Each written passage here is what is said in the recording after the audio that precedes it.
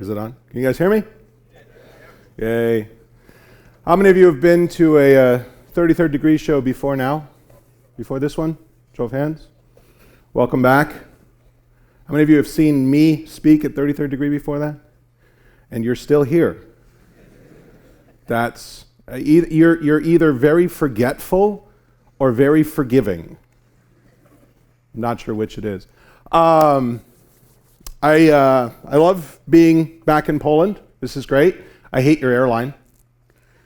A lot of airlines sucks. Sorry, just it does.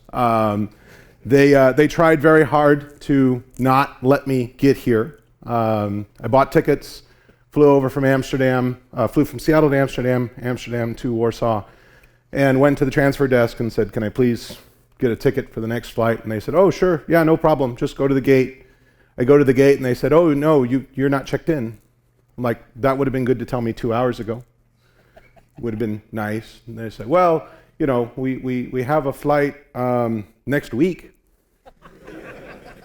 I said, "No, I don't think that will work. How about you drive me to Krakow?" And they said, "Oh, no, oh, look, a seat. We'll get you on this flight." Great. So, very happy for that. Oh, I need to make sure I keep track of time. And the occasional Twitter message. Yes, that is me on stage. Thank you. Let's see here.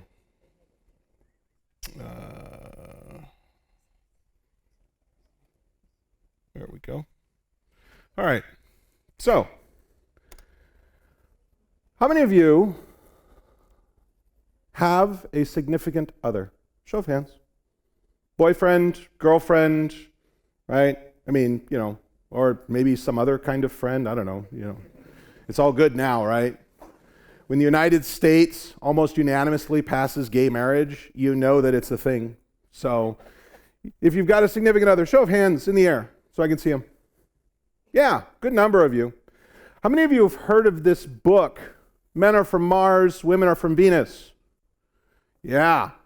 How many of you have read this book? How many of you were forced to read this book by your significant other? You'll notice my hand is, in fact, in the air. In 1992, when this book came out, the idea was that we, that is to say men and women, and bear in mind, we're speaking very stereotypically here. There are always exceptions to the rule. But the idea is that we think differently. That men and women look at the world differently, that men and women have different goals, we have different processes, mental approaches, etc. And that a lot of our relationship problems are because, as a man, when I have a problem, I go to my wife and I expect her to think like a man. And similarly, when my wife has a problem, she comes to me and expects me to think like a woman. And let me tell you right now, that doesn't really work. Now, she and I actually had a little bit of an advantage because when we were in college, we met and we got married while we were still at university, and she took a course on gender communication. And so I would frequently pick her up from class because that was her last class of the day. So, you know, wait outside the lecture hall, and she would come out and she would get into the car and she would say, "Now I know what you do that bothers me so much." "Good to see you too, dear. How was your day?" And one of the things that she remarked on was the fact that a lot of times when women are talking, what they're looking for is often a certain amount of sympathy, right? Women will frequently get together and they will say, "Oh my gosh, my boss is such an idiot. You'll never believe what he told me to do today, blah, blah, blah." And the other women will go, "Oh gosh, you're right, man, that sucks. Your boss is really an idiot," etc. Now, if you're a guy and you walk up to one of your bros and you go, "Hey, dude, how you doing?" Right? You got to punch him on the shoulder because that's what men do, right? "How you doing? My boss is such an idiot." And your other friends will start going, "Oh, dude, you should do this and you should do that and you should do this other thing." Because men, stereotypically speaking, we like to fix things. We've got to get into this problem and we've got to fix it. And let me tell you that when your wife comes to you looking for sympathy and all you tell her is what to do, she tells you what to do in very short order. And usually it involves a couch and a locked bedroom door. We communicate very, very differently, such that the author felt it was a completely rational analogy to say that men are from one entirely different planet and women are from an entirely different planet on the other side of the Earth. I mean, we're not even like, it's Mars and then Jupiter. It's Mars and Venus. We are literally 2 planetary rings away from one another. We are so far different in the way that we think. And as a result, it creates drama. It creates angst. It creates problems where, quite honestly, if only we understood, if only we could see how that other party thinks, how that other party approaches the problem, would in fact go away. These problems would disappear. How many of you are convinced that your manager is from an entirely different planet? Show of hands. How many of you are a software development manager and are convinced that your developers do not hail from planet Earth?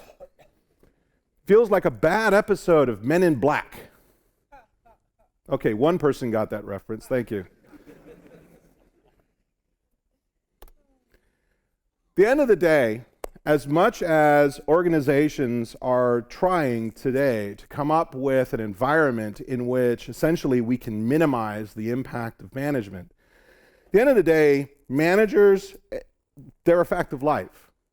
You can't simply get away from them, right? It's necessary to have management there.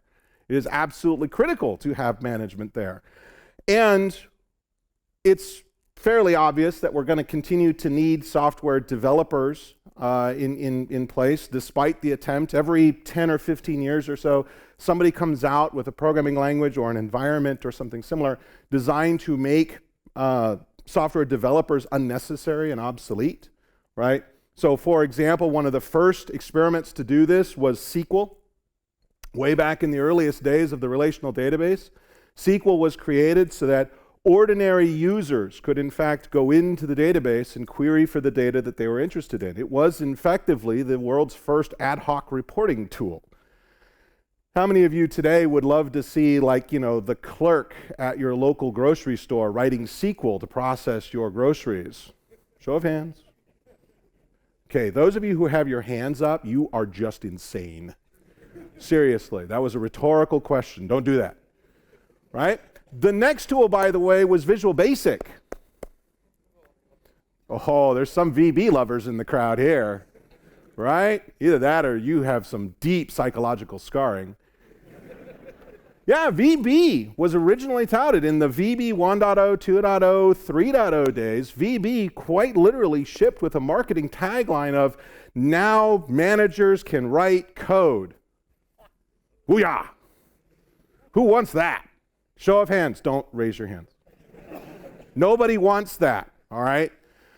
But the fact of the matter is that we have managers and we have software developers. And even if tomorrow we come up with an incredible organizational structure that does away with every manager, gets rid of them, punts them to the curb, it's still going to take time for that structure to work its way through the industry, particularly because it's going to need approval from managers in order for that to happen. So the chances of that happening is about the chances of the US Congress voting themselves a pay cut, right? Not very likely. So until such time as the world is different, we're going to have to get along. We're going to have to somehow understand each other. We're going to have to bridge this interplanetary gulf. Now, bear in mind, there's a very important tag down there. I said we have to understand one another. Understanding someone is not the same thing as excusing someone. Myself, I am frequently late for meetings, particularly meetings that involve dinner and my wife. And my wife understands that I have a very loose grip on this concept of time and the idea that there are these little hands on a circular thing that move around that will tell you exactly what time it is, and that most people know how to do simple subtraction and figure out that if dinner is at 7 o'clock, I should leave at 6:30 if it takes me a half an hour in order to get home. Most people know how to do that. I am born with a genetic defect. I can't read a watch. Even when it's one of those that has the actual numbers printed out, even the watch on this thing, like if I have an alarm that goes off, the alarm goes off, I hit snooze and go back to whatever it was I was doing. It's a genetic defect. I'm sorry. It's just who I am, right? But that doesn't excuse it. That doesn't mean that I'm any less in the wrong for being late. I have to accept the fact that I'm going to be late. And similarly, when we talk about some of these things, some of these principles, some of the ways in which developers think, some of the ways in which managers think, we frequently think that way with good reason. It helps if you can understand what those reasons are, but that doesn't necessarily excuse it or make it right if it creates problems for other people. Now, a lot of you, I know, are software developers because this is a software developer conference. And so I know that you're going to identify more with the developer side of this story. Just like if I were on the Oprah Winfrey Network talking about men and women, most of the audience are going to be women. So if I stand up as a man and start talking about all the things that women do wrong, I'm going to get lynched. Okay? So, there are a couple of ground rules that we're going to put into effect as part of this conversation. Number one, again, just as with men and women, these are gross stereotypes. Not every developer will follow the letter of the assumption as to how developers think. And you know what? That's okay. But these generalizations tend to hold up over time. When we put 100 developers into the room, when we put 1,000 developers into the room, 10,000 developers, these things emerge. These patterns emerge. And I will say that I was not thinking of anybody in particular when I wrote these stories. I didn't have a particular boss that I was trying to get back at or be mean to. I don't have a particular developer that I thought somehow really needed to be punished, so I would fly 5,000 miles across an ocean just to deliver that message to a group of people who will never meet him. There's no intent to punish anybody here, and I'm not trying to offend anybody. Well, no, that's not really true. I'm trying to offend you all equally so that all of you can be equally mad at me, okay? Because I don't want you to be mad at your boss. I want you to be mad at me so that you can actually work with your boss, because after Wednesday, I'm out of here, right? You won't see me for another year, tops. And I will point out that as someone who's worked in the industry now for 20 plus years, I self-identify as developer more so than manager, even though today I am officially a manager. I'm the CTO of a small consulting shop. We just opened up about 6 months ago. I have currently 3 employees reporting to me, and I've got another 3 that I need to hire when I get back. So, by the way, if anybody wants to move, let me know. I'll take resumes. There are no good guys, and there are no bad guys in this story. There are only guys. Well, no, I take that back. There are guys and girls. So there are no good girls and there are no bad. You know what? I'm getting myself into trouble. Never mind. I'm just going to move on. How bad is the problem? Let's start with that. How bad is it? If we were to do sort of an anecdotal poll of software development organizations, a lot of organizations you'll walk in and you'll say, oh yeah, we have problems, right? And it's an interesting facet that we always assume that the problems at our shop are unique to our shop. Nobody else could be this stupid, right? How many of you have actually thought that as you go to work one day and you're sitting in a meeting and you're like, oh my God, yet another meeting. Clearly, we are broken. No other company has 4-hour meetings on a Friday afternoon. Nobody does that, right? Yeah, look around the room, folks. There are a lot of hands in the air. We're all broken. The entire industry is broken.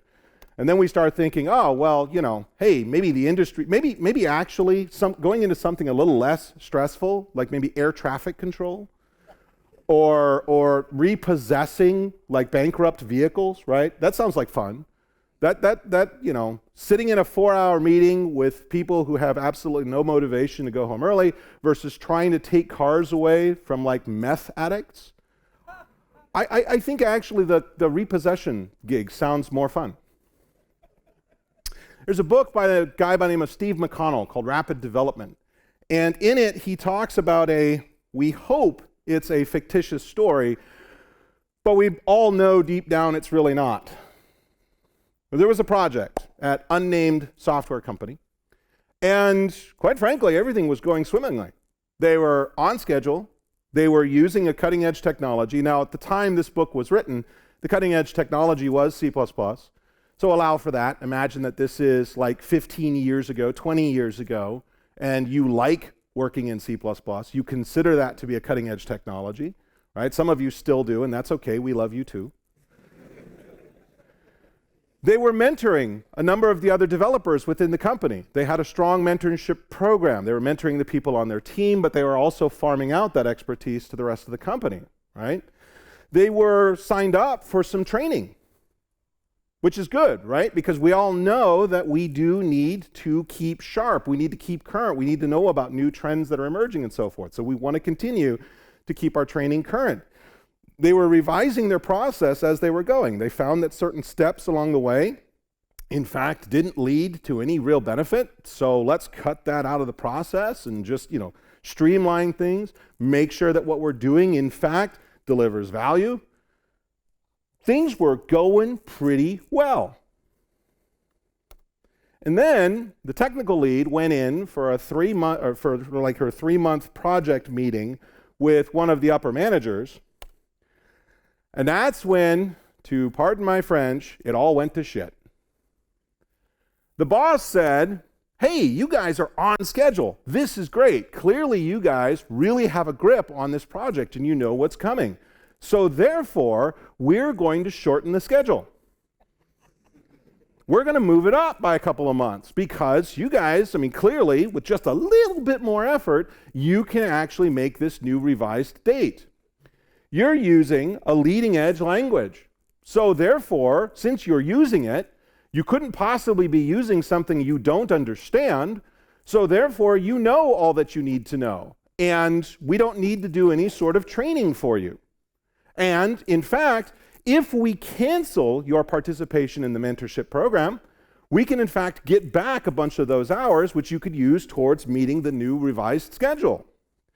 And the process that you guys have been changing, well, the problem is there's a corporate standard that we have decided should be held throughout all of the projects throughout the company. So we need you to go back to the original process because process needs to be followed so that we can grab somebody else from another team and drop them into this team so that if we lose somebody, we have a way of continuing the flow, right? We need to be able to replace the cog that leaves. The tech lead, she tried valiantly to undo all of this damage. But in the end, the boss said, nope, we've made a decision. Management has decided it's going to be this way. So when she went back to the rest of the team to report the news, she noticed that by 5 o'clock, as she was getting ready to leave, the rest of the team had already left. That motivation, gone. In a heartbeat. And if that isn't enough to convince you that it's broken everywhere, how many of you have read Dilbert? Is there a software geek alive that has not read Dilbert? Because if there is, I dare say we need to take your geek card away from you. Interesting story, though. When Scott Adams first started to draw Dilbert, if you go back to the very earliest works, and by the way, Scott Adams also was an engineer. He used to work at Pacific Bell. He used to work at Pacific Bell in their San Ramon facility, selling primary rate ISDN. Anybody remember ISDN? Some of you probably weren't even born when ISDN was a thing. And he was selling that. I actually worked out of the same buildings that Adams did, except I was about 10 years after he'd left. I made a pilgrimage to his cubicle because somebody had published where in the gigantic mile-long plus style building, 4 floors, quarter of a mile in each arm, And it was nothing but cubes, the entire length of this. So you can imagine 4 miles of nothing but cube farm. That is the world that Dilbert was born in. I paid a pilgrimage to his cubicle and discovered they turned it into a mail stop. And there was a guy sitting across the cubicle hallway from this mail stop. He saw me there, and he said, "Are you looking for Scott Adams?" I said, No, I know he's not here. I'm just kind of, surprised that they turned his cube into a mail stop." He said, "No, they did that for a very specific reason." I said, "Why is that?" He said, "People kept coming by and bothering the guy in the cube saying, 'Are you Scott Adams?'" It's okay. Scott Adams originally started drawing Dilbert based off of his own ideas, right? As a matter of fact, there's one of the very, very early strips.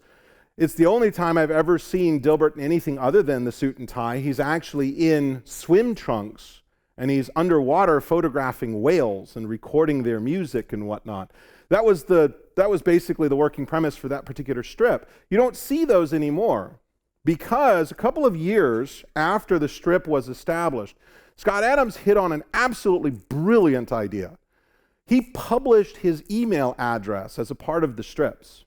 You can see very definitively where he started to do this. Right between the second to last and last panel, Scott Adams at AOL.com, running right up the center. And what that did is that enabled his readers to reach out to Scott. And what he started to hear from them overwhelmingly were that the work comics were actually vastly more popular than anything else he was drawing. So he said, "Cool, I'll focus on that." And then he started asking readers to submit their stories. Folks, the last 20 years of Dilbert are about you. Think about that for a second and try not to cry. The strips that you see in Dilbert are, in fact, your peers, your friends, your colleagues, you. And the worst part of it is that people don't actually get it. There's a famous story of a manager. This is an email that was emailed to Scott, and he respects privacy, so he scrubs names and companies and whatnot. But a reader emailed Scott to say, "Dude, you're never going to believe this," to which Scott replied immediately, "Yes, I will." He said, "You're never going to believe this, but that strip where you see the pointy-haired boss coming up and saying it's disruptive to morale to have comics on the walls," right? And everybody kind of laughs at the pointy-haired boss. The manager of my company came by, read the strip, said, "Oh, that's really funny," and then said, "By the way, the company morale policy says you have to take down comic strips." And saw nothing wrong with that.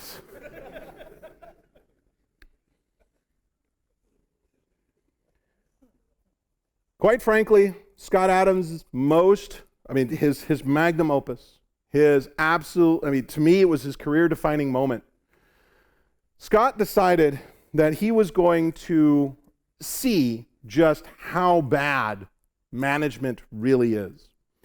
Has anyone ever been through one of these management consulting seminars? No? You're extraordinarily lucky. Never go. One guy. "Sorry, man. I'll buy you a beer later or something. Try to help you forget. Kill off that part of your brain if it's not dead already," because those seminars have a tendency to do that. Scott Adams decided to become a management seminar consultant. He decided he was going to run a management consulting seminar. Now bear in mind that this is a guy whose only qualifications for this job are that he's a cartoonist. Okay? He's a cartoonist. That's it. He's never done any management consulting, never really been in management to speak of. And so he decides that he's going to put on a management consulting seminar. And he published this in his first prose book, The Dilbert Principle, the last section. It's an appendix in the book. He describes this seminar. And actually, the victim in question turned out to be Logitech, the mouse and keyboard, the peripherals company, right? They were generous enough to allow him to use their name after the fact. And he went into this, and I think the only thing he did to hide himself was he put on a fake mustache and called himself Scottbert. I think he called himself Adam Scottbert. That's all he did, okay? and went into this company. It was supposed to be a day-long management seminar. And he said, great, we're here, we're going to manage. And he started using phrases that were computer generated. And the people in the room are like, yeah, this guy's good. This guy's good. We're getting psyched up for this. This is going to be great. At one point, supposedly, he had them standing on chairs, crowing like roosters. At another point, he had them doing an obstacle course through the conference room, crawling under chairs and tables and whatnot.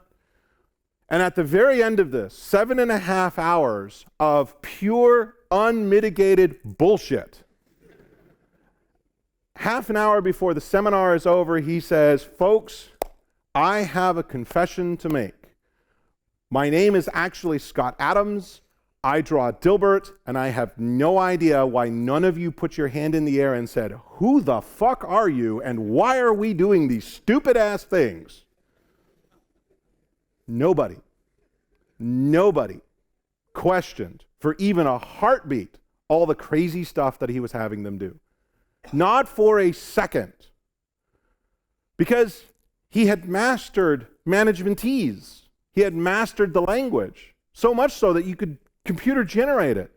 There used to be an online web page, the Dilbert Mission Statement Generator, where if you wanted to create a mission statement for the company, you could just basically hit this web page and it would generate one randomly. And there are stories of readers who would take like 3 or 4 of these mission statements and bring it to their company's mission statement meeting and submit them. And in several cases, they won. Because mission statements are bullshit. There's so much so that computers could generate them and we accept them. And Scott said, dear God, just how bad is it? Just what happened here? Don't get me wrong, right? Managers are some crazy, crazy folk. But the fact of the matter is that they cannot all be brain dead. I mean, just statistically speaking, they cannot be brain dead. Neanderthal died like some millions of years ago, and this is not their somehow genetic throwback cousin revived through genetics or something. I mean, they can't all be stupid. They can't all be idiots. So what exactly happened to put these people into place here? And the guy that you need to know about is Frederick Winslow Taylor. He is considered to be the father of scientific management, and he, more than any other person, has had a huge impact on management and all these management trends and all these ways in which we think about management and so forth. This guy, this one person, pretty much created a revolution by himself. In 1911, based on some work that he had been doing, he created a book entitled The Principles of Scientific Management. Now think about that for a second. How do you justify something to people if you want them to believe you? Do you say, look, I think this is a good thing? Or do you say, science? Right? You should, in fact, eat less red meat and drink more red wine. Why? Science. You should, in fact, exercise, cut down your salt, cut out butter, cut out fats. You should, in fact, eat more red meat, right? The whole paleo diet. Oh, you need to cut out carbs. No, some carbs are good. You know, cholesterol's bad. No, cholesterol's good. No, some cholesterol's bad and other cholesterol is good. Why? Science. Scientific management, right? It's great. It's got to be great. It's got science right there in the middle of it. And he described a few principles about how we manage labor. Work smarter, not harder. I know none of you have ever heard that phrase before, right? I mean, it's to the point where management has almost clued into the fact that that doesn't mean what they think it means. Almost. But the thing about it, he included equations. He had math in the book describing how you would work smarter. He talked about how management focus is about accountability, not accounting. It's not about counting numbers. It's about accountability. It's about holding people accountable to goals and whatnot. And lastly, and this is probably the driving force of all of Taylor's scientific management, If you cannot measure it, you cannot manage it. Okay, all right, I can kind of see where he's going with this. He created a set of cost accounting methods to, quote, parse the financials of a firm down to its lowliest product. And his methodology, 4 steps. First, we begin with analysis, right? Bunch of guys with clipboards and stopwatches, because, I mean, this is the 1900s. They didn't have tablets and laptops. So clipboards and stopwatches. They descend upon the work site. They conduct analysis. It's all very scientific because they have clipboards and stopwatches, right? That's science to you, right? You know, lab coats today. Then we do scientific selection. Using the analysis that we have just created, we go out and seek to find the perfect workman. Then we create a scientific solution to, quote, the labor problem. And then finally, we organize the rest of the company around these scientific principles. It's all very scientific. And all of this came out of the fact that about 12 years earlier, he realized that workers were not working to their potential. They weren't working to the best that they could do. Specifically, where he was working, these were, again, manual labor, people who were lifting bars of pig iron, basically raw iron, and putting them onto rail cars or taking them off of rail cars or putting them onto, carriages or trucks or what have you. And what he was noticing is that laborers who are loading these bars, which are just under 100 pounds weight, okay, they were only loading 12.5 tons per man per day. And so he said, I think we could do better. So again, hordes of college-educated, because nothing is more scientific than kids who went to college, right? If you go to college, you instinctively understand what's best for the human race. It's in the diploma. Look, it's in the fine print. You are now entitled to know what is best for the human race. And sent them down to the farm, as it was called, to conduct some experiments, right? If you handle the load differently, if you stress them differently, how many men per bar, how many bars per man, et cetera, and determined through science that the actual best the laborer could load was 47.5 tons per day. Now, folks, there it is. I mean, it's right there in black and white. Well, actually, it's more like blue and white. Well, like blue and yellow and white. 47.5 tons versus 12.5 tons. That is a third. That is 33% of the actual work that you could extract from these laborers. Science has now identified a shortage within the company. And so Taylor said part of what will enable you to reach the best potential is selecting the proper workman. Now, I'm not going to shy away from it. What follows is, quite frankly, a bit racist. There's really no other way to say it today. 100 years later, we look back at it and realize there was a lot of very casual racism that was going on, even amongst the corporate world. And specifically, he said, for each distinct job, there is a type of man who is best able to perform it, a first-class man for that particular line of work. He was eager to earn extra cash. And so, as a matter of fact, in his work, he identified Hungarian immigrants as the best type of man for this work because they were typically eager for the extra cash, and they were mentally sluggish, very stupid, about as intelligent as an ox. Because you don't want the laborer thinking, you want the laborer doing. That turns out to be a major, major distinction, right?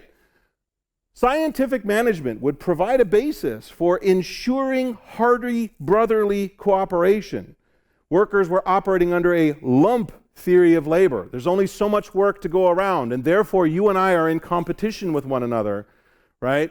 And so therefore I need to work harder than you so that I can work at, well, no, wait. If I work really, really hard, and there's only so much work to be had, and I'm paid by the hour, do I really want to finish it quickly, or do I want to stretch it out? Think about this, right? If you've got 200 hours allocated to stand up a static HTML page, which do you do? Do you do the static HTML page in an hour and then go back to your boss and say, hey, by the way, the other 199 hours I give you back for free? Or do you play Quake for 199 hours and then in the last hour stand up that web page and then discover, oh crap, I need to include a couple other things, and it turns out you're an hour late, right? I mean, think about all of the papers and assignments that you ever did in university. Look, the amount of work is fixed. So what does it matter if I get it done faster? And in this case, if I get it done faster, I get paid less. So yeah, I'm not going to work to my best. I'm not going to work my fastest because then I'll get paid less. That's just stupid. So what he did is he changed the rate structure. You got paid per bar rather than per hour. And what that did is that gave you motivation to put more bars onto the carriage. Therefore, you had the opportunity. If you worked harder, you would be paid more, you would be motivated, etc. He says planning and doing are the two most essential, they are the two elemental functions of industry. And they are best done by two different kinds of people. Labor is crude and industrial, and therefore done by people who are strong but not particularly bright. And the science of labor, however, is clearly something that you have to be college educated. You must be smart. You must be dialed in with the right people, et cetera, et cetera, et cetera. Laborers are bodies without minds. Managers are minds without bodies.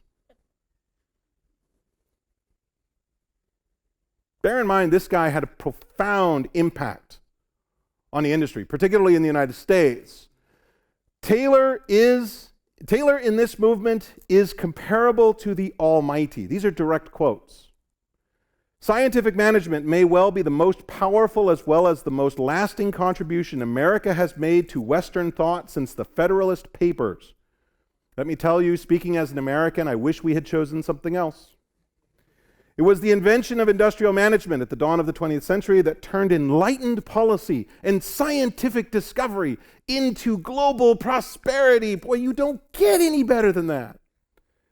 It is impossible to overestimate the importance of the scientific management movement in the shaping of the modern corporation, indeed all institutions of capitalist society. They are elevating this man to the same stage on which Aristotle and Plato and Socrates stand. The Federalist Papers, the U.S. history reveres the founding fathers of the American government. We put them on a stage next to God. George Washington were to descend upon Washington, D.C., we would all basically hand over the keys to government and say, here you go, George, you fix it. And he would be like, what is the internet? The point is, this guy was revered. He literally came out of nowhere. He provided this magnum opus, this description, this manifesto, if I may use the term. And everybody bought into it. Everybody loved it. As a matter of fact, by 1910, his ideals were literally newspaper headlines. One of the newspapers published one of his books, or published a review of his book with the headline across the front page, $1 million a day. These are the savings, the reputed savings and or profit that could be made from adapting his style of scientific management. He testified before Congress, and here's the part that we care about. He founded the Harvard School of Business. He is at the core of Harvard's business management program. These ideals are what Harvard graduates, Harvard School of Business graduates, come out with when they come out of school and they start broadcasting to the rest of the world. That's why this guy is important to us. Now, here's the not so great secret about the whole thing. He made most of it up. Seriously, I need to have you for all of my talks, man. Seriously, we'll just like put you, it's great. It's so perfect. He made most of this stuff up. He lied to you. The employment records The employment records, when you go back and look through them, reveal some actual basic factual errors. Like, for example, the time when he said he was down on the farm, he wasn't there. He wasn't actually there. As a matter of fact, none of the clipboard-wielding assistants that he claimed to have hired to do this analysis, none of them show up either. They just weren't there. He really exaggerated the cost savings and profits. He said basically, if we calculate, that we're going to pay this guy 55 cents an hour as opposed to 50 cents an hour, you know what? The math is hard. Let's just write a book. We'll just round that up to like saving $1 a day. There we go. Sounds good. His science was actually pretty flawed from the standpoint that his 47.5 tons per man per day, that was the best rate that any man could in fact ever come up with. So he basically would get these guys together. He would say, okay, try to load the iron as fast as you possibly can until you fall down. And they would do that for like half an hour. And he would say, okay, that's the best rate. Multiply that by 16, because half an hour times this number of bars times 16 half-hour segments in an 8-hour day, boom, 47.5 tons. And, in fact, when people tried to do independent verification, because that is one of the staples of that whole science thing, is that other people can get your same results. When other people tried to do it, not only could they not match the results, but when they went back to his foundation and said, hey, we can't match the results, they were basically told, you can't, you won't, don't even try, or we'll sue you. So, science, but not really. 2 years after his revolution began, the company at which his revolution was born fired him. No appreciable benefit was ever seen. And as a matter of fact, Taylor walked away when everything was said and done. Taylor walked away with $100,000 in 1911 money, which is about $2.5 million today. So this guy basically came in, did some entirely fictitious work, proved no special benefit, and walked away with $2.5 million in fees. I want that job. Now, bear in mind that that is the mentality, that is the underlying principles behind a lot of what we see from management today.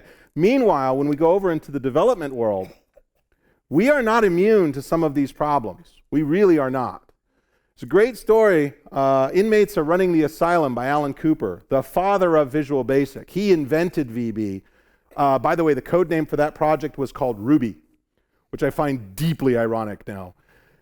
He sold it to Microsoft, and then using that money, went off and started doing a bunch of UI, UX research. He was talking about UI and UX long before it became popular today, long before the web.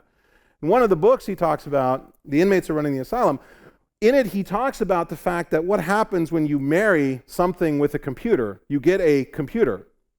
And so he talks about, for example, there are certain models of the Porsche, I forget which models, but if you took a turn at high speed, the gas would slosh in the tank up the side. Well, the sensor is down here about halfway up the tank. The sensor would read no gas and think that the car was almost out of gas, and therefore it would send a signal to the computer in the engine, which, because if there's no gas actually running through the engine, it could in fact cause damage to the vehicle, so the engine would shut down. So you're in the middle of a high-speed turn, and all of a sudden your engine cuts out. That's not a safety hazard. But even better, the engine will not start again until it is unfrozen. And how do you unfreeze it? You have to take it to the dealership so they can unfreeze it for you. Now, somewhere, a developer thought this was a good idea. This is a good feature. And it made it through all the QA review boards and whatnot. It made it through all the way to the putting it out into the field and people driving the Porsche down the Autobahn and taking high-speed turns, and engine stops. Because it sounds good. It sounds like a good idea, because what are we as developers taught? That we must protect our users from themselves. This is why anytime you give the user the ability to delete something, we pop up an error box. Are you sure you want to do this? And they have to click yes. And then as users, we get these stupid dialog boxes. We're like, oh God, make this dialog box go away. Yes, I'm sure. Yes, I'm sure. Yes, I'm sure. Wait! Right? Because sometimes we kind of want to protect ourselves from ourselves. And so we carry that forward and we say, yeah, we have to try to protect people from things. Cooper's point is simply that, look, the problem here is that we are trying to force people to think the way that we think. And here's an example. This is an older example, but it's not an unreasonable one. Imagine, if you will, a secretary who's working on a letter, right? She's typing, and she knows that computers are prone to crash, that software is prone to crap out, etc. So she is religiously saving the document, right? Control S, Control S, Control S, and she's saving them to her documents folder on Windows. And it's noon. Her girlfriends have come by, let's go to lunch. Boom, they're out of here. Now, because this is a down period for her machine, IT comes by to take a look at some problem that she's having on her machine. And IT is installing a patch or whatnot, and in order to be able to make sure we're following the script, what does IT do? The IT guy opens up the script in Word off of a network share. So he opens it up. I mean, Word is already running there, right? So he opens it up, looks at the script, does his thing, closes it down, walks away. Now, secretary comes back from lunch. She needs to start a new document, so she says new, starts filling out a new document, saves it, goes home for the night, comes back in the morning, she's looking for that second document she started. She can't find it anywhere. It's nowhere in her documents folder. Why? Because when the network admin loaded it off of the public network share, that became the current working directory.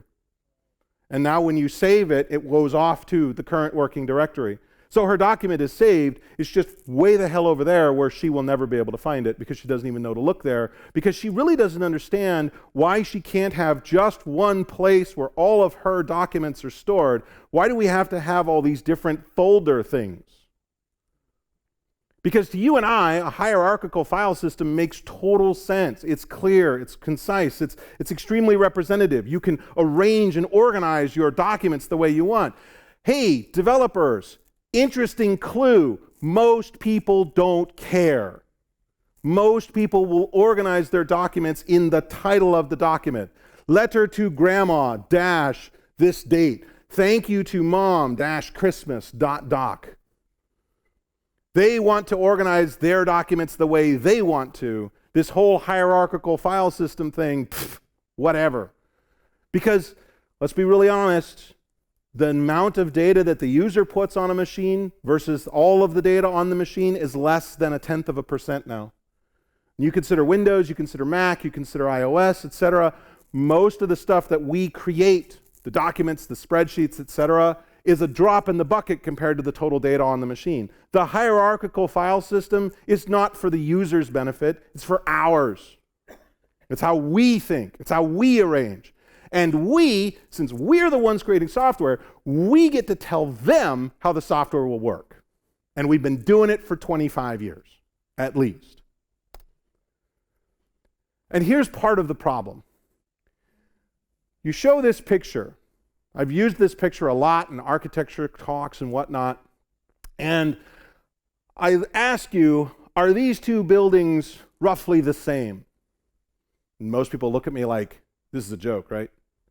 This is like there's a punchline here or something. I mean, there's got to be some underlying message here. No. On one hand, we've got the doghouse for Fido. On the other hand, we've got a modern skyscraper. More importantly, would you build these two buildings the same way? Most people go, no, I can't really imagine that, I mean, the doghouse, you could like go down to the lumber yard and you could pick up some scraps out of the bin and maybe, that metal hinge across the top or the metal bracket there. And, I mean, you could slap that thing together in like a weekend. And The skyscraper, on the other hand, obviously needs to have a lot more work to it, a lot more planning. We need to make sure that this thing, the skyscraper, can resist like hurricanes and earthquakes and tornadoes and whatnot. I mean, let's be blunt. In an earthquake, hurricane, or tornado, Fido is not in his doghouse. He's in the house with the rest of us, or he's with us over at the emergency shelter. So if Fido's house gets picked up and blown away, who cares? It's a weekend. I'll build another one. But this skyscraper down here, this thing had better stand. This thing had better resist a significant amount of whatever it is that nature can throw at it. Okay? Ideally, this thing would be able to resist Godzilla. We don't have many Godzilla problems in the world right now, so we could probably let that one slide. But if we did, you could be damn sure that that thing would have anti-Godzilla defenses on it, because that thing needs to stand. There are going to be thousands of people in that building.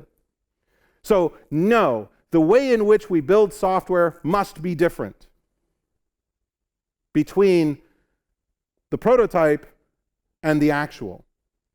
Now, most of us, software geeks, we understand that. We get that. We intrinsically follow what that means and what that implies and all of that. And as a matter of fact, interesting side note, if you were to bring your manager, the very people that we were making fun of earlier, if you were to bring your manager in here and say, hey boss, do you think we build these two buildings the same way? Your boss would say, hell no. Absolutely not. That would be crazy. I mean, to use the same process that builds the skyscraper down here to build the doghouse would be a ridiculous amount of waste and time and effort, not to mention materials. And if you tried to build the skyscraper the same way you build the doghouse, yeah, there's no way the thing would stand for more. I mean, you could get maybe one, maybe two floors, and the whole thing would collapse on top of itself. There's no way you would build these two buildings the same way. And yet, we, software guys, we watch managers make similarly stupid decisions. And tell me if you've heard this one before. Boss walks up to you and says, hey, we have a potential project, and I need you to slap together a prototype. And you say, well, okay, sure. It'll take me about a week to put together that prototype, right? And so you go off, you do your prototyping, right? It's some web-type prototype project for one of the other departments in the company, perhaps, or for a potential client. You go off, you build your prototype, you bring it back, and you did some jQuery stuff, so the UI looks kind of, fresh, a little Twitter bootstrap here and there, right? Maybe you experimented with using some Angular and some Mongo, right? Because it's just a prototype, right? It's just, Project Doghouse up there. And the boss shows, you show the boss, and he's like, awesome, I'm going to show it to the client. And then the client meeting happens, and you can be in the room or not, doesn't matter. You are completely irrelevant to what happens next. The client is in the room. He's looking at the prototype. He's like, holy shit, this is great. This is amazing. Ship it. And like most modern action heroes, you're moving in slow motion going, no. But it's too late. It's too late. This has now become the company's next mission-critical application. And you're the one who wrote it, and you're the one who has to maintain it, and you're the one who gets the pager. The pager that goes off at 2 a.m. when Project Doghouse craps out for the 5th time this week. And you're like, okay, boss, it was a prototype. I need to rewrite it. No. It's shipped. It's paid for. Just leave it. Just make incremental fixes. It works. Don't screw it up. It works. And you're like, and you can't get out of the department. You say, hey, boss, I want to go work for that department over there. Boss says, no, I need you. You're the only one who can support Project Doghouse. You're the only one who understands the code. I'll be happy to train somebody else. No, that'll take too long. You have to stay. So you're like, screw this. You quit the company and go work for somebody else across town. And then about 6 months later, you run into somebody at a Christmas party who's working for your former company, and they say, your name sounds familiar. Wait, didn't you work on Project Doghouse? And you're like, So you pick up and you move to Seattle to try to escape all of that. And 2 years later, somebody calls you. You don't recognize the number, but like an idiot, you pick up the phone, you say hello, and they say, hello, is this so-and-so who used to work on Project Doghouse? Ah! Not that I'm still bitter or anything. No, not at all. You can't ever get away from this. So, the next time, and see, the thing is, developers, we're all kind of like the Jedi. We're all tapped into the Force. You've heard this story before. Even if it's never actually happened to you, you've heard this story. The prototype that went to production. It's like, if developers actually went camping, we'd sit around the fire talking about these kinds of, screw ghost stories. Let's talk about, prototypes that went to production. Oh my God, say it ain't so. So, you know better. And you say, I know better. The collective unconscious has taught me that prototypes can go to production. So the next time a boss comes to you and says, hey, I need to put together a prototype, you're like, no problem, I'm on this. I'm on this. We're good. We're good. I know what to do. Boss says, great. Week later, the boss comes back and says, hey, how's our prototype? He's like, well, we are right on. We're just finishing up iteration 0. We have just started to figure out like the Trello boards. We're starting to create a product backlog. We're starting to figure out what technology we're going to use. And at this point, I can give you a rough estimate that the project will be done probably 6 to 9 months, give or take. Boss is like, what the fuck? I wanted a prototype. We haven't won the work yet. Blah! And he fires you because you're an idiot. Because he wants that, and you're giving him that. And you happily accept being fired because he's an idiot. Because he told you he wanted that, even though you know he wants that, so you give him that, he complains that he didn't give him that. I can't even follow my own thought from one end to the other. I'm still mad.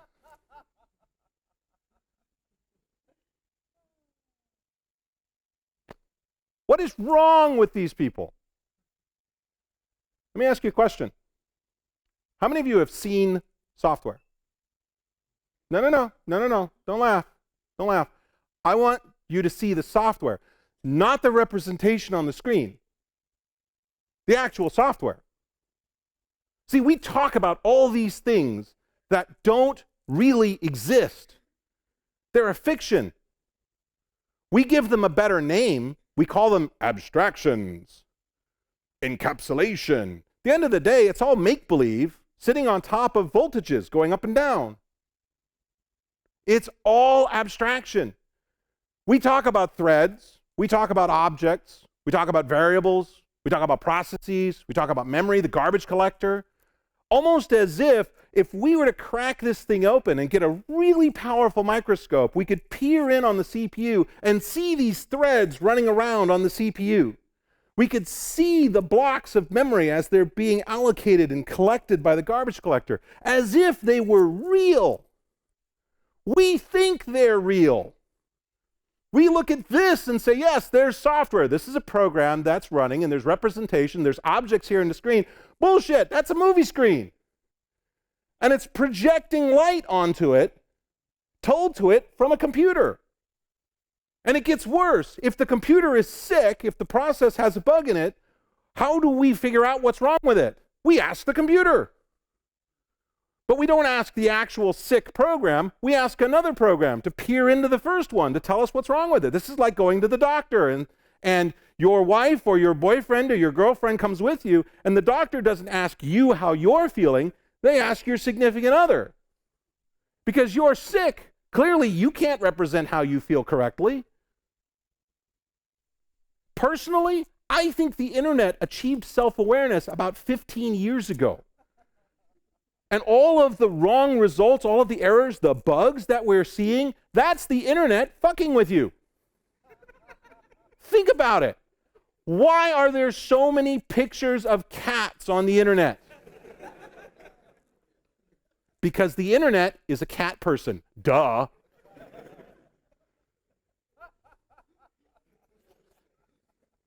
The problem is software is ephemeral.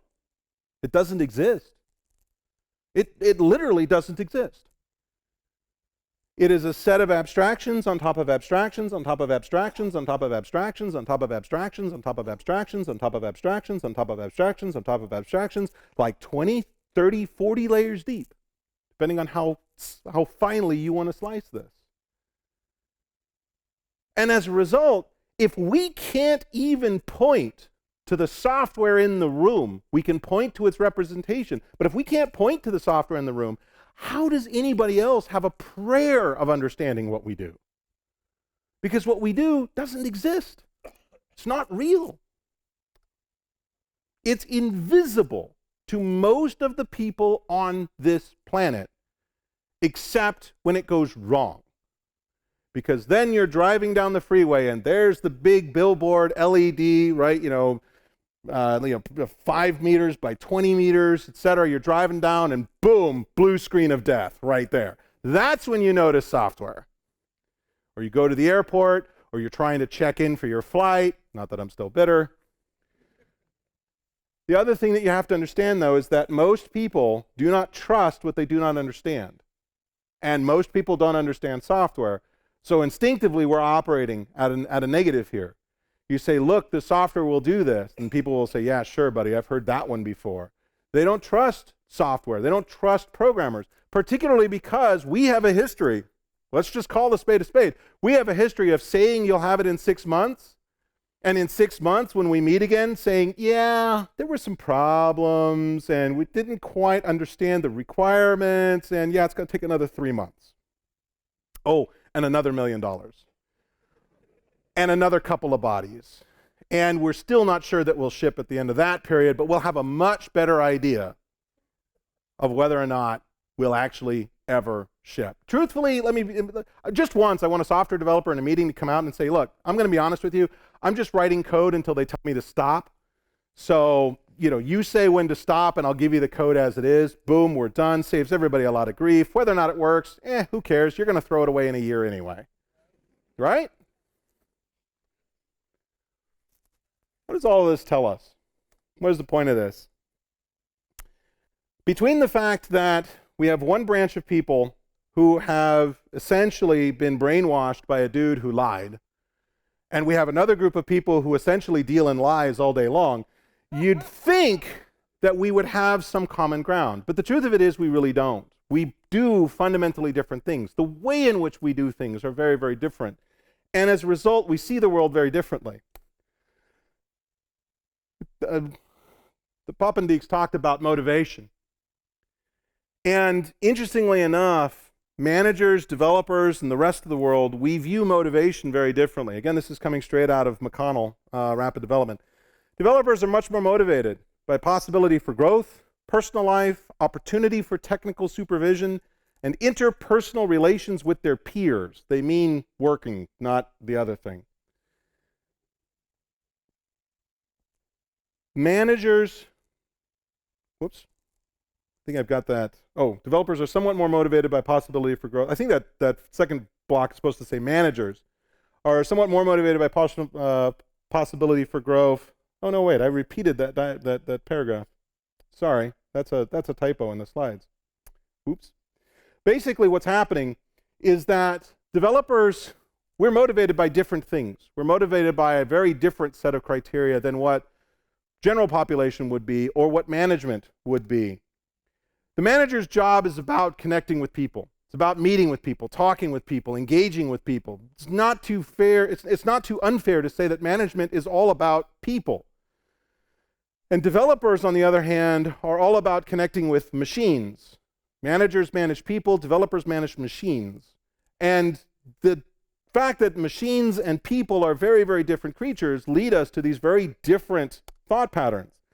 Managers' schedules are frequently divided into these convenient 1-hour chunks. I'm going to have a meeting with this guy, and then I'm going to have a meeting with this guy, and then I'm going to have a one-on-one with my staff member, and then another one-on-one with my staff member, and then it's lunch. And lunch is actually going to be a working meeting with this guy from another department. Then after lunch, I'm going to have my status meeting with my team A, and then a status meeting with my team B. Boom, boom, boom, boom, boom. Because it's all about interacting with people. They need to address human issues. When a developer comes in and says, boss, I've heard these rumors are about layoffs. Is my job in danger? The manager has no choice. The manager has to sit down with that individual and say, here's what's going on, here's what's happening. I mean, even if he's going to lie outrageously, no, there's no layoff scheduled, then a week later the entire department is gone. Regardless of whether he's going to lie or tell the truth, he still has to meet with them. That's his job. That's what managers do. Quite frankly, unless you're lying outrageously, there's not a whole lot of creativity involved here. Now, you do have to understand people, you have to understand psychology. Sometimes you have to be creative in how you engage with certain people, but often this is not something that needs to happen on the clock in an hourly fashion. Developers, on the other hand, what we're really beginning to realize is that a lot of software development is intrinsically a creative element. There is a book, the title is called Flow, and the author is this incredibly obnoxious Czechoslovakian name, Mikhail Csikszentmihalyi. Hungarian, thank you, it's Hungarian. It looked Czech to me. The fact that I can't tell the difference between Czech and Hungarian, American. What Mikhail talks about is this state called flow, where creative people reach, where you just feel like everything's flowing. And every software developer who's been in the industry for more than 2 years has experienced this state, because otherwise you'd be out. It's that state where you feel almost euphoric. Everything you write works. There are no bugs. The code compiles the first time. You hit compile a second time because you're not convinced it could have compiled so cleanly the first time. It just works. You're passing all of the tests. You're in the zone. And it's this near religious experience. Developers, we live for that, right? We live for that moment. It's part of the reason why you will often see developers work a 12-hour stretch one day, because they're just in that zone. They get back from lunch, they get into the code, and for whatever reason, things are just firing. And that one 12-hour stretch of productivity can immediately erase literally a month of sitting around doing nothing. You can be so productive during those flow moments. And the book Flow talks about flow and how to achieve flow and how to maintain flow, etc. And the chief number one thing about flow is don't interrupt it. Don't break it. You're in the middle of a flow state. You got code flying. This is all great. And then all of a sudden the phone rings. And you're like, screw it. I'm in a flow state. I'm doing code. I'm being so productive. I'm going to hit milestones that are months away from now. This is amazing. And then the manager comes by and says, hey, yeah, the weekly status meeting started like 10 minutes ago. We called you. Where are you? You're like, go away. Go away. I'm in a flow state. But it's too late because you've lost it. A buddy of mine described flow as very much like sleep. You can't force yourself to sleep. The only thing you can do is try to set the conditions by which sleep can occur. Lay down, turn the lights out, pull the blankets up, don't have caffeine a couple hours beforehand, maybe have a glass of wine, take a sleeping pill, whatever. You cannot force sleep. You cannot force flow. And just like flow can be interrupted by a lot of things, sleep can be interrupted by a lot of things. And so if you work at home and your significant other or your kids come by, hey, daddy, do you want to go to lunch? No, go away. Go away. You're disrupting my flow state. Boom, it's gone. It's one of the principal dangers of working from home is it's very easy to interrupt your flow state because you're at home. When developers can get into that flow state, we can be incredibly productive. But management scheduling meetings right in the middle of those flow periods will prevent you from ever being able to get to that. And the worst part of it is, their schedules typically trump yours. I'm the manager, we do it my way. We have to have a status meeting. I have to keep my finger on the pulse of the project. Do you know what? They do. They really do. Because they have people asking them the status of the project. And unlike you, who sees the software, who's familiar with working with this invisible abstract thing, they have nothing by which to compare. They have nothing to look at, particularly in the early days of the project, when all they could look at are maybe web pages on the screen. Well, that web page hasn't changed for 3 weeks. What's going on? Well, boss, we got all this back-end processing that's taking place that you're not seeing on the screen. Well, okay, the only way I'll know that is if you tell me, and if you keep me up to date via these status meetings. Anybody ever heard of Myers-Briggs? This is more of the scientific management, actually more scientific psychology. It's a personality test designed to try to give you an idea not only of how you think, but how other people around you think. And they measure it along these 4 different axes: extroversion versus introversion, sensing versus intuitive, thinking versus feeling, and judging versus perceiving. Now, the interesting aspect about all of this is the fact that there are some very strong habits that we see emerging out of the tech industry. Somewhere between half to 2/3 of the computing industry is I dominant, I being introverts as opposed to being extroverts. I would be willing to bet you that management is very dominant the other direction. In order to sit and meet with people all day, you have to have a degree of extroversion to you. You have to be able to draw people out. You have to be able to interact with people. You have to be able to stand up in a meeting and say, this is Project Doghouse, and isn't it great? 80% of computer professionals prefer thinking over feeling. We are all a bunch of logical jerks. And we seek to make decisions the same way. Well, logic dictates that if this particular tool, this application, this library were successful on that project over there, it would be successful on this project over here. Well, no. Logic doesn't dictate that, because the context in which these applications are developed are very different. And so we should consider the context. No, you're full of shit. No, you're full of shit. Boom, flame war. Truth is, they're both being logical. But because they're not considering the feelings, I mean, let's be blunt. Part of what you're doing when you're making a decision like that, you're making a gut call. You're making a gut feeling call.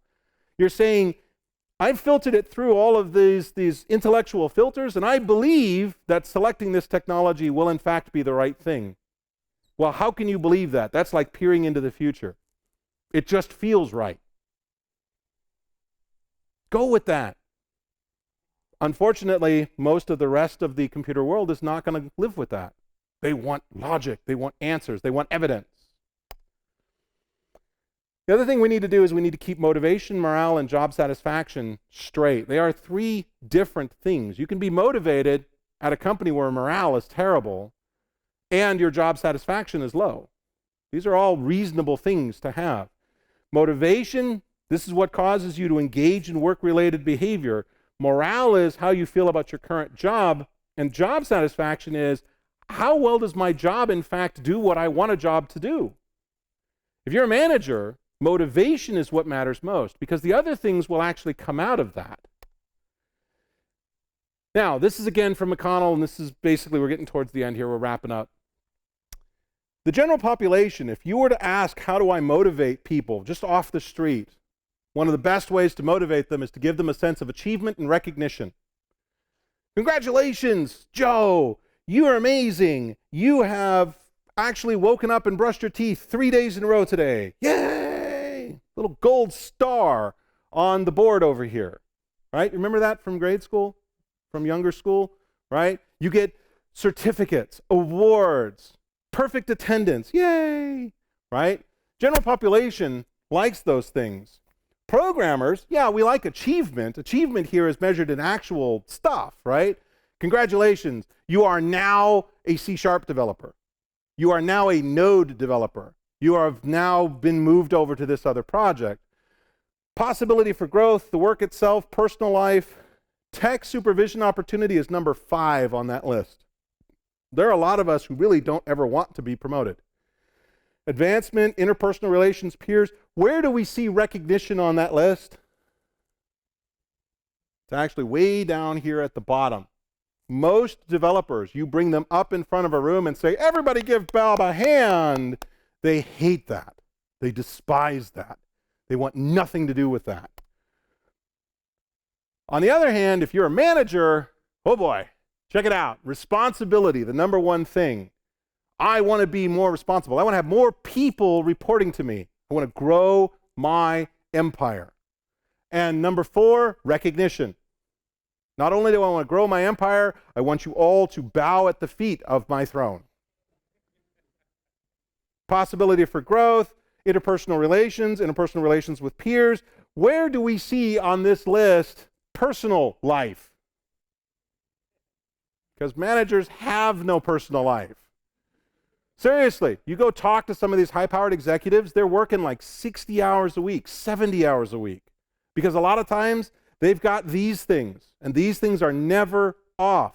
In the United States, we have just recently started exploring summer camp for adults.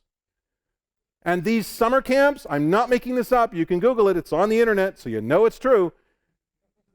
They will confiscate all of your electronic devices when you check in and not give them back to you until you check out. Because we need a camp counselor to take our phones away from us. We can't figure out how to just turn the damn things off ourselves.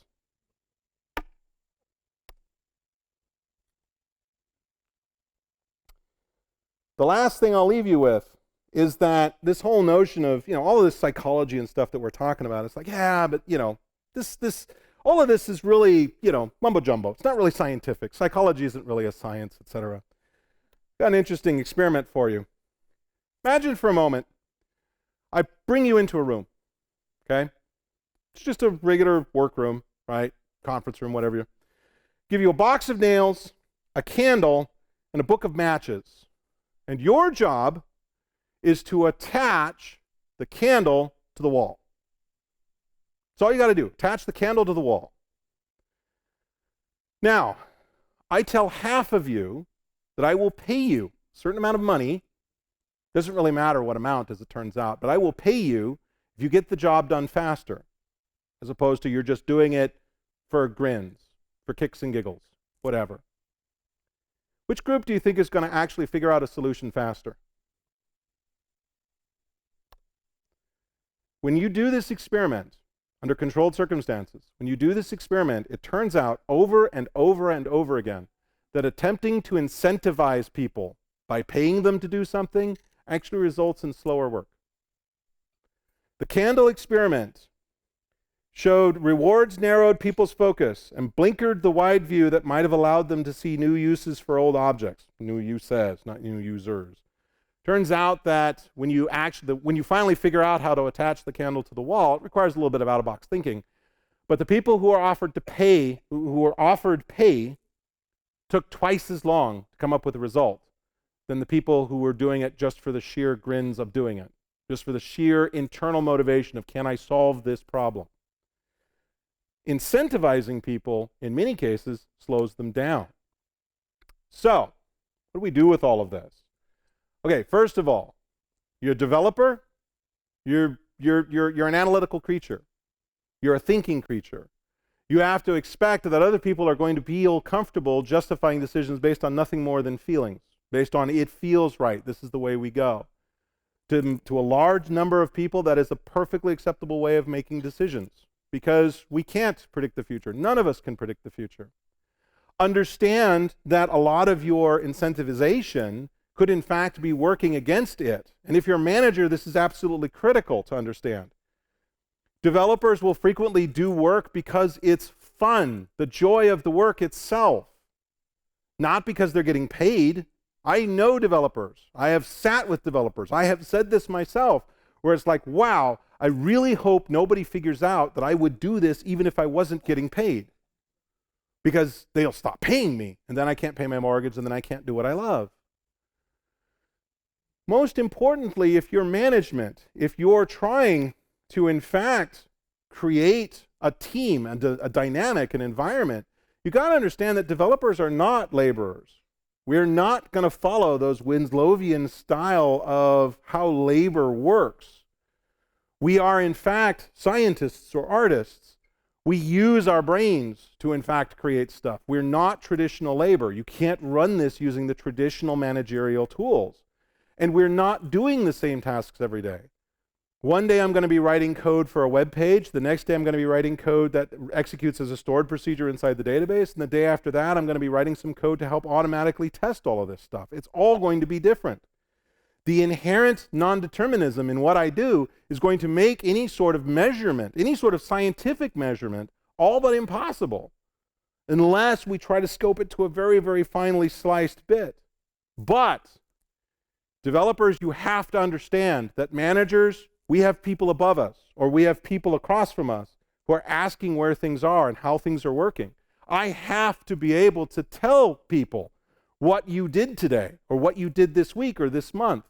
If I can't do that, then we are all out of a job.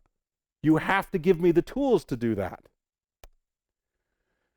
If you're a manager and you try to motivate people based on what will motivate you, you'll fail, because you are not the same as they. And if you're a developer and you expect managers to understand that, then it will be a fail. You need to tell your boss what you want. That's not unreasonable. There are a slew of books that I would recommend. The Management Myth, Why the Experts Keep Getting It Wrong, Rapid Development, Inmates, Drive, and Managing Humans. I know I'm a bit long. I've eaten into your lunch. I apologize, but hey, I'm a manager. Bye.